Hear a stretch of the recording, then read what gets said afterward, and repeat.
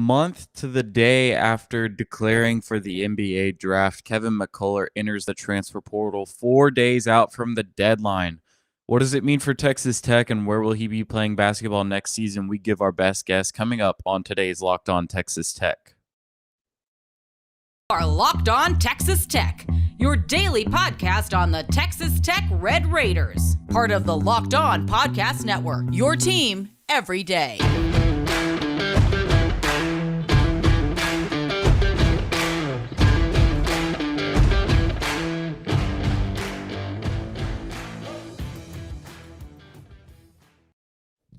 Hello and welcome to Locked On Texas Tech, a member of the Locked On Podcast Network. Thanks for making Locked On Texas Tech your first listen every day. We are free and available on all platforms, including YouTube. Be sure that you have subscribed to our channel. This episode actually went live a day early on YouTube, so be sure that you are subscribed over to our channel to not miss any more exclusives like that.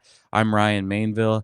I'm joined by Emery Lida. Today we are talking the very unexpected and breaking news of Kevin McCullar entering the transfer portal. It happened just a couple of minutes ago, and we're already on the mics talking about it, so glad you've tuned in to hear our thoughts today. This episode is brought to you by BetOnline. BetOnline has you covered this season with more props, odds, and lines than ever before. BetOnline, where the game starts. Emery, March 27th, Kevin McCullar enters the NBA draft.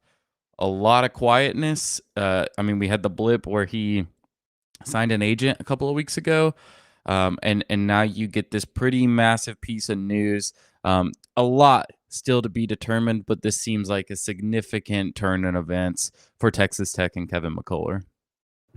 Yeah, so pretty much coming into the offseason, people really didn't know what McCullars was going to do. It was speculating he might enter the draft. We saw that on March 27th, where he released a statement that seemingly was pretty vague and obviously maintained eligibility, but it didn't necessarily say that if he was coming back, he would be coming back to Tech. But then a month passed, he went and started training for the draft. Obviously, he's been, I believe, up in New Jersey doing that for the last few weeks. He's been obviously hired an agent. He's gone through that process. But the closer we got to the transfer portal deadline, we hadn't heard anything about him entering the portal. And so the closer it got, the more we felt confident that it was either going to be the NBA draft or it was going to be him staying at Tech. And then just today, which when we're recording this literally less than 20 minutes ago, it was announced that he would be entering the portal. He released something there as well. And so it really kind of came as a little bit of a shock, because you would have thought that he would have entered the portal earlier, given that he had already entered the draft at all the way back a month ago. Certainly you have to wonder how that went down, because obviously you would think that he's been in contact with the staff to some degree. And certainly, that's by all indications, he hasn't been completely shut off from Tech. So there's certainly a lot to process there, but the end result is the same. It basically means that every single option is on the table for McCullars. He could go to the draft, he could come back to Tech, he could go to the portal. But right now, there's just a lot of question marks. There's a lot that needs to be uncovered, but certainly this is a process. The timing of it is a little bit of a surprise, but I think if you had told us a month ago that he would eventually enter the portal, it would not have surprised me. Yeah, so here's why the timing of this both surprises me and doesn't. You mentioned New Jersey. By everything I'm hearing, Kevin McCullar has been there for a month now, training with his agent, getting ready for the NBA draft, in communication with scouts. That's his priority. It's what he said himself, and it's apparent that way. He believes that he is a professional basketball player at this point in his career, and that is the emphasis in the route that he believes is most likely right now. And so that kind of makes it not especially surprising that it's taken this long for him to enter the transfer portal, because that has been his clear emphasis these past couple of weeks, this past month, is getting ready for the NBA draft and believing that that's the next step for him to take in his college career. I think what makes this a little bit surprising is the timing. Obviously, we're 4 days out from the deadline to enter the transfer portal. He kind of mentioned that himself in his statement, like, hey, deadline's getting close. I want to enter and see my options. I do think that indicates to some degree that maybe he's not getting the degree of feedback that he'd like. And that can be very much a camp decision. rather than just one player. That can be, people in your corner, whether that be your agent or your family or whomever, saying, hey, uh, we think you're this caliber of a draft prospect, and you're being told that you're, a 50, 60, draft pick, which I think is probably where McCullars is situated right now. That kind of feedback can maybe encourage you to go seek options elsewhere. And so it's surprising to the degree that it's just really difficult to imagine Kevin McCullar playing college basketball anywhere else other than Texas Tech. But it's also not surprising. I mean, he's had this focus for weeks now, kind of had his head down and been in the mindset of preparing for the NBA draft, and now he's kind of at a crossroads where clock's ticking. You've got to make a decision, and this is the one that he chooses for himself. Yeah, I mean, I think you shouldn't fault him for looking for all options. I certainly think that he's already been through the workouts and kind of been training for the draft. He's had the opportunity now to sort of gather intel in that sense. And obviously, you're coming close to the transfer portal deadline. If he didn't enter by May 1st, he wouldn't be eligible to transfer anywhere and be eligible for next season. So there's that weighing in. And even if he still was in all likelihood going to return to Tech, there's still a lot of unknowns on Tech's front. By the time he makes a draft decision, whether or not it's to enter the draft or withdrawal, Tech could have already added 2 or 3 more scholarship players, at which point McCullars' outlook on the roster might be completely different than what it is now. And so as a camp, looking at what McCullar has to decide, I certainly think that it's worth him putting his name in the portal. I feel like that's one of the things that, as a camp and as given the feedback that he's received, whether it be internally or from other individuals, like you have to look at it from the standpoint of what does Kevin McCullar want to be as a basketball player, and what does he feel like the best next step is. And unless you enter the portal, you're not going to get the full scope of that when it comes to looking at other colleges and seeing what they have out there for him. And certainly, I mean, it's like I said earlier, it's surprising to me the time that it happened at, because I feel like this late into the process, when you're already in the middle of late April and a lot of teams have already filled up their 13 scholarships, if they have a lot of guys returning, and other teams still have barely scratched the surface on their plans for next year, it's a little bit of that in-between game where he's not really getting the feedback of one of the early guys to get into the portal, where you can kind of place your location and be a point of emphasis for these teams. And it's not really one of the situations where everything's settled. So he's kind of in the middle ground of not being an instant priority and also not being one of the first, or not being there when everything's already settled. So for that, it's kind of confusing, but at the same time, I mean, he wants to understand kind of where he's going to fit in, regardless of if that's at Tech or elsewhere. And from a draft standpoint, I mean, who knows what's going to happen? Being in that 50s range is very sketchy for a prospect. And by all the mocks that you look at, he's anywhere from being like a 50th pick to being kind of more in the two-way range of just someone that probably won't be drafted, but will command offseason interest. So it's interesting to see, but certainly I think that it's worth monitoring. And I think entering the portal isn't a total shock. Yeah, he's giving himself options. And it's really difficult for me to fault a guy for doing that, especially somebody like McCullars, who I think is a good player, and who I'm also pretty low on as an NBA draft prospect. And so it's difficult for me to look at the situation and really fault him for it, because I think if I was him, I'd probably be trying to do something similar. I just think you also have to ask yourself what is the role that he wants. And really, I don't. I scratch my head a little bit at the idea of Kevin McCullar being a full blown point guard at a high major top 25 program. I think we saw it last season. And I think the accounts that we've gotten from the staff and the noise that we've heard on who this staff is recruiting is that they're trying to find a guy that can run the offense. And I don't think that the Kevin McCullar experiment worked exactly as well as maybe he would have liked or the staff would have liked. And so it's really that's a big question mark for me, is what does he want to be at his next destination? And is he going to have the freedom to do that? I don't know. That's a big unknown for me in this whole situation. Yeah, that's where I'm just going to be straight up and blunt and say that if you're looking at where he projects as an NBA prospect, it's not as a point guard. If you talk to anyone in NBA circles and any of the people that kind of cover the draft for a living, pretty much all of their outlooks on McCullars are the ball handling can be a benefit as a utility-based wing, but at the end of the day, you're not going to want him to be your primary ball handler. It's just as simple as that. And so if he's playing that role in college, it's not necessarily a bad thing, because I mean, you see that all the time where guys will play a role as a ball handler in college and then transition to a more off-ball role in the NBA. But it's certainly not going to be a direct one-to-one comparison to what his NBA outlook is going to be. And I'm a little bit at a loss. I mean, if that's what he wants to do and that's what his camp wants him to do, then certainly that's his decision. And I think that there are some values for him as a ball handler, but at the same time, I mean, just looking at the output from Tech last year in the half court when he's a ball handler, I think that there are major issues that he has. I think he struggles a little bit as a passer from a read standpoint. I mean, he's developed a fair bit in that sense since his freshman year, but it's still something where he's not really a natural playmaker. He also can struggle to get separation off the bounce, which is something that I think you really have to be an elite level ball handler. And you had all of those things together, and it's a little bit confusing. And I certainly think that by all accounts, Tech has been recruiting guys to make sure that McCullars isn't the sole ball handler coming into next year. So if that's the case, and if he wants to be kind of the main primary ball handler, I just don't know if I see that being the avenue for him returning to Tech. Yeah, a lot of questions still going forward. Want to address some of those and maybe the consequences of this decision. But first, a quick word from BetOnline.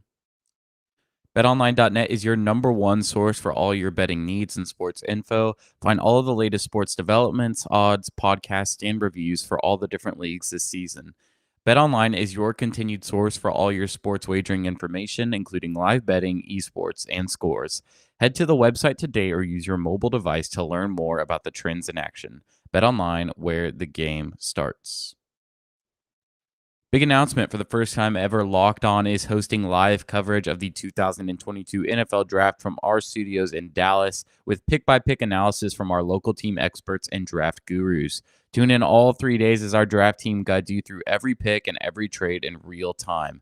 It all starts on Thursday, April 28th at 6 p.m., available on Locked On NFL YouTube channel as well as the Audacity app. Thanks again for making Locked On Texas Tech your first listen every day.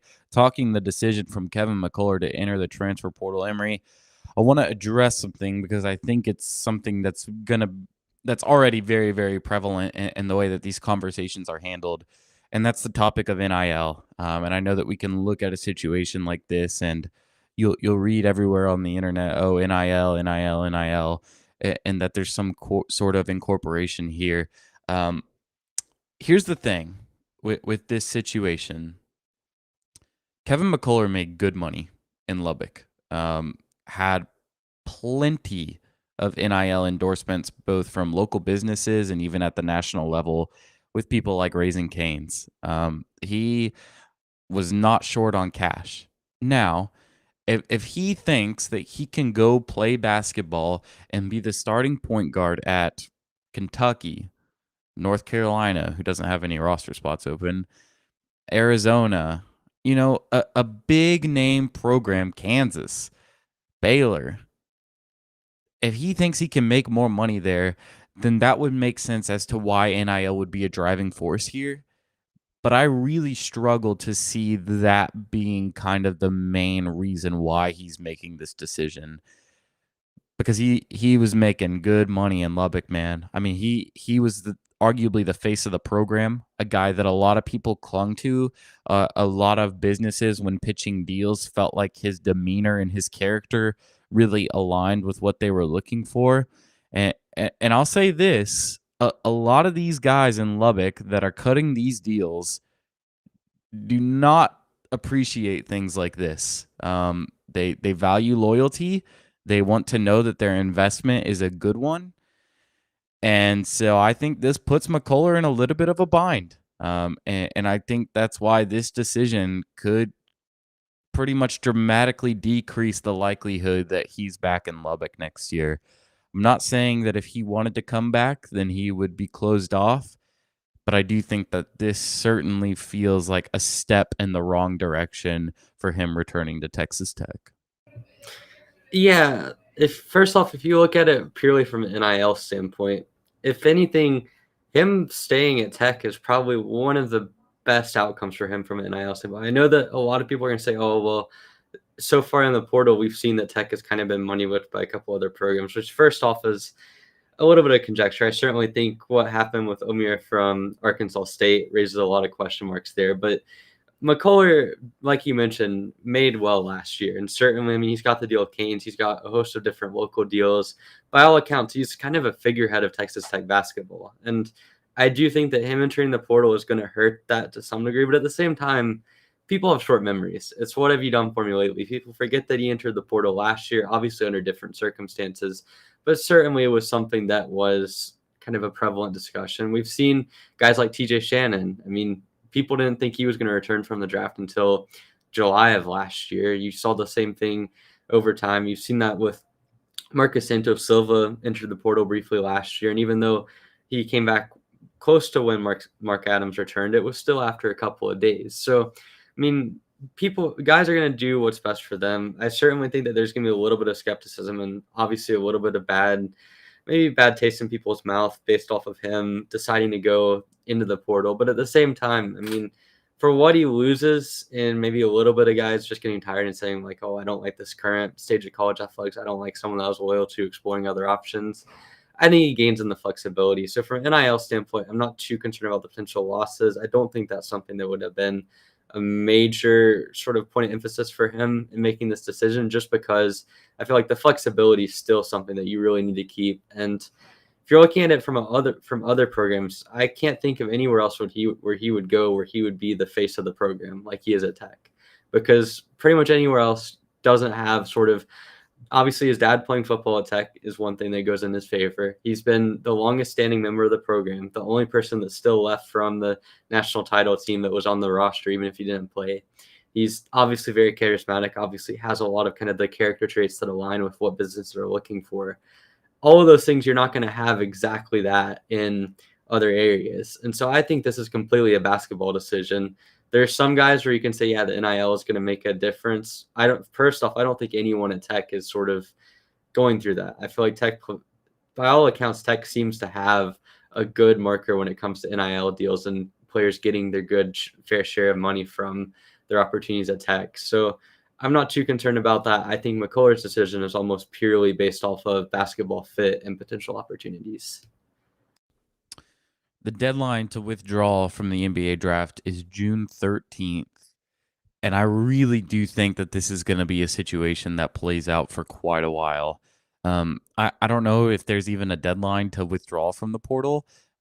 It's traditionally like a couple of weeks before class starts, because you want to be sure that you're on campus and can get enrolled in time for the fall semester. But I would be very, very surprised if this situation, whether it be Kevin McCullar announcing that he's staying in the draft, returning to Texas Tech, or going to play college basketball elsewhere, is resolved before June. I really do think that this is going to play out quite a while.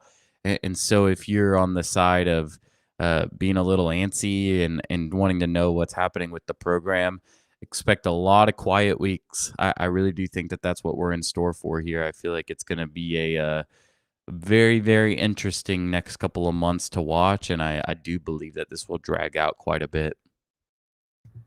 Yeah, I'd venture to say that the McCullar decision is probably going to be one of the last dominoes that Tech has to sort of knock down over the course of this offseason, because like you mentioned, he has the NBA stuff. He's entering the portal extremely late for someone to be entering. Like Davion Harmon, for example, who's a Tech target, is someone that has been rumored to enter the portal for a while, just entered within the last couple of days. And obviously he's someone that even then, it's late for someone to be entering and not have their future kind of already set forth. I mean, you see it occasionally. You saw guys like Malachi Smith entering as well, but generally speaking, it is uncommon to see guys enter this late. And so you have that playing in. You have the fact that he's one of the fringe draft guys that are going to actually have a decision to make when it comes to staying or coming back, because I do think that he's draftable. I think that's sort of a notion. A lot of people are saying that he's just going for feedback. I think if he wanted to he could stay in and at least have a two-way deal on the table, if not potentially getting drafted in the late second round. So there's that to consider. There's a lot of options for him. And so even if he withdraws from the draft, I don't think he's going to have a destination picked off in that scenario. And so you're looking at the earliest that he's making a decision coming in the middle of June. And likely once he withdraws from the draft, then he can probably finalize his decision. And at that point, he's going to be looking at those sort of refined rosters where you only have maybe one or two spaces left. So, I mean, there's a lot that's going to go down. I think it's not just a tech thing. I think it's going to maybe limit his options a little bit when he decides where to transfer. But certainly McCullars' decision is going to be one that lasts for quite a while, I would imagine. All right, got to talk about what this will do to Texas Tech's approach to roster constructing and maybe the ways that they'll be recruiting over the next couple of weeks. But first, a quick word from our sponsors. All right, Mark Adams and company now have a very interesting dilemma and opportunity on their hands, and that's to recruit with a little bit more freedom and aggressiveness towards the guard spot. You know, traditionally you might not be telling guys in the portal, if you're somebody with integrity, that they can come in and be your starting point guard. That feels like an option that Texas Tech can pitch to guys now. At least the idea of coming in and truly competing for it. Before we get into any of the really logistics and schematic things of this, if Kevin McCullar does indeed end up staying in the NBA draft or going and playing college basketball elsewhere, and I mean, we talked about this yesterday, the idea that Clarence Nadolny is probably going to be playing basketball elsewhere next year as well. You're looking at your longest tenured Red Raider being people that were on the roster last year for the first time. And so there's a dramatic decrease in experience and age, but especially experience within the system. Whenever you get hit like that, I mean, how do you approach the portal and try to put a Band-Aid on that? Well, first off, there's one solution. You could take losing a guy from the 2019 team and replace him with Josh Mballa so that you technically have another longest tenured Red Raider. But more feasibly, you just have to look for guys that have other college experience, because it's not optimal to have your longest tenured guy in the roster having a year within the system. There's no way around it. I think we've seen guys sort of make the most out of the transfer portal. We've seen teams that have been able to construct their roster full of transfers, but it's almost unprecedented to have a team where your most experienced guy has a year within the system. And if you look at Daniel Baccio and Malik Wilson, both of those guys transferred in from other programs. So at that point, you're looking at really none of the guys that Mark Adams or Chris Beard have recruited staying and being a part of the system from day one. So that's just a really bizarre situation to be in. I think, again, the best way to go about it, obviously you have the young talent that's coming in. That's going to be nice to have. But just bringing in guys with other college experience that have played big-time games, that have experience in kind of defense-first systems or just high-level systems in general, because you're not going to get an exact sort of replacement for Kevin McCullar's experience and his sort of relationship with Mark Adams. That's going to take time to build with other guys. So for that, there's really no replacement, but I do think that you can take steps to at least make sure that your roster is composed of guys that have been on the high level stage before and have experience playing in big roles and sort of know what it takes to be a high level basketball player. And then you just try to mold them to your system and hope that the roster comes along with that. Yeah, I mean, there's really no way around it with this. This is a massive shakeup to your roster construction and really even the DNA within your locker room. I know that there was a lot of talk last year about just the approach to rebuilding and how difficult it was. And certainly the job that Mark Adams did was an incredible one, especially given the roster that he was left. But you look at that roster, I mean, you still had Kevin McCullar, Terrence Shannon, Marcus Santos Silva, Clarence Nadolny, Chibuzo Agbo, all those guys returning, those are guys that were familiar with your program and guys that truly knew what the program was about and how they could continue the expectation and play within that program. I mean, if we're talking about losing Kevin McCullar and Clarence Nadolny, you've got Kevin O'Banner, and then you've really got nobody else that played a considerable amount of minutes. I mean, Malik Wilson was ninth in the rotation last year, and he's the guy that you're looking at as your second most experienced Red Raider. And so it's a pretty dramatic shakeup. You can certainly get older. You can certainly have a team that is competitive at the national level and that plays really good basketball. But patching those holes of experience will be virtually impossible. And you've just got to hope that you can get older and that you can land elite talent and that it ends up just falling into place for you again, like it did a little bit last year. In some ways, this would be more of a cultural rebuild than going from Chris Beard to Mark Adams. I know that's going to be a real hot take, but you look at the guys that you're losing in the portal potential. You've got Terrence Shannon, who played over 80 games at Tech. You've got Clarence Nadolny, who played 81 games. And then you have Kevin McCullar, who played 78 games. So between the three of them and add in Chibuza Agbo, that's 300 games worth of players that you're just completely losing through transfers that could have played for you next year. And with Shannon and McCullar, those are guys that have played big minutes for 3 years now. Like they're guys that have been fixtures in the rotation, have been looked at as leaders, really kind of helped soothe the transition last year in terms of, along with guys like Marcus Santos Silva, those are guys that you had that have been in the rotation that had played important Big 12 minutes and sort of bridged the gap between the new guys coming in the Mark Adams era and sort of the old Texas Tech basketball. And now if you lose all of those guys, and like you mentioned, your most experienced guy is Kevin O'Banner, who for a long time we weren't sure if he was coming back and had only 1 year at Tech before 3 years worth of experience at Oral Roberts. And then Malik Wilson, who played less than 500 minutes last year. It's just insanely difficult to sort of replace that level of experience and sort of the intensity. Like, I'm not saying that it can't be done. I don't think it's absolutely a bad thing, but I do think that this would be a rebuild unlike anything else that you've ever had, because you've had Davide Moretti and Kyler Edwards returning for the national championship team in 2020. And certainly you could say, well, like you still lost most of that championship run rotation, but you still had a couple of guys that have been in the program for multiple years that had that level of experience. Now you're literally just talking about Kevin O'Banner in terms of rotation guys that played heavy minutes. And even O'Banner was only here for 1 year. It's difficult to do that. It means that there's going to be a whole lot of turnover, a whole lot of kind of searching in the offseason, and it could work out. I mean, you could get really talented players. It looks like Tech has the inner track to get some of those talented players, but it's going to be difficult, and you're going to have really kind of uncertain roster when it comes to who's the leaders in the locker room, who's been here, and just kind of getting everyone integrated into the culture. You mentioned Davion Harmon. Probably the worst kept secret in college basketball is his relationship with Texas Tech. Assuming that that ends up coming to completion and he is a Red Raider next year, and God forbid, I mean, we're still talking about a guy that would need to get approved for a waiver. It seems like that would be likely, but I think you're kind of like clenching your cheeks whenever you think about that if you're Mark Adams. Looking at the rest of the portal, does Texas Tech need to add another guard? If you don't return any of Nadolny, Shannon, and McCullars, I think so.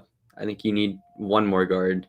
Certainly, it's not the end of the world if you don't get a guard, but I'm not going to feel entirely comfortable with Davion Harmon, Malik Wilson, Pop Isaacs, and then Lamar Washington. I think that's sort of, you don't have quite the versatility there that you did last year. Oh, and Demarion Williams as well. But like all of those guys, I don't think are quite as versatile as the guys that you had last year. So I feel like at that point, you're kind of looking for a guard wing hybrid in the portal to kind of continue on with your efforts. And another thing with Harmon as well is you don't know exactly how that waiver process is going to go. By all accounts, it seems likely that he would get a waiver, but at the same time, we know the NCAA has a history of being extremely sluggish and slow when it comes to waivers. So look no further than the Joel and Tomway decision. And even though it's a different era now, you have the free transfer. It's still ridiculous that some guys have to wait so long for waivers. So you don't want to have it come all the way down to that sort of decision. So hopefully it works out, but at the same time, like, you have to have backup plans, plan B, plan C, in case McCullars doesn't return, in case Shannon doesn't return, and in case Harmon isn't cleared right away. Yeah, I'd say you need to put a pretty significant foot on the gas here and try and get a guard, preferably a guy that's going to be a grad transfer or at least has considerable amount of experience playing college basketball within a meaningful program. Once Antonio Reeves started visiting some of the blue bloods, I think it was clear that Texas Tech probably stepped out of that recruitment. He's now committed to Kentucky. Losing out on Tyreek Key really, really, really hurt. It was always going to be kind of an uphill battle with him in Tennessee, but you had a good shot there. But as soon as he got to Knoxville, you were kind of really running uphill. Man, there's some guys that Texas Tech needs to pick up the phone and make a call to. I mean, we got Isaac Likely entering the portal a couple of days ago.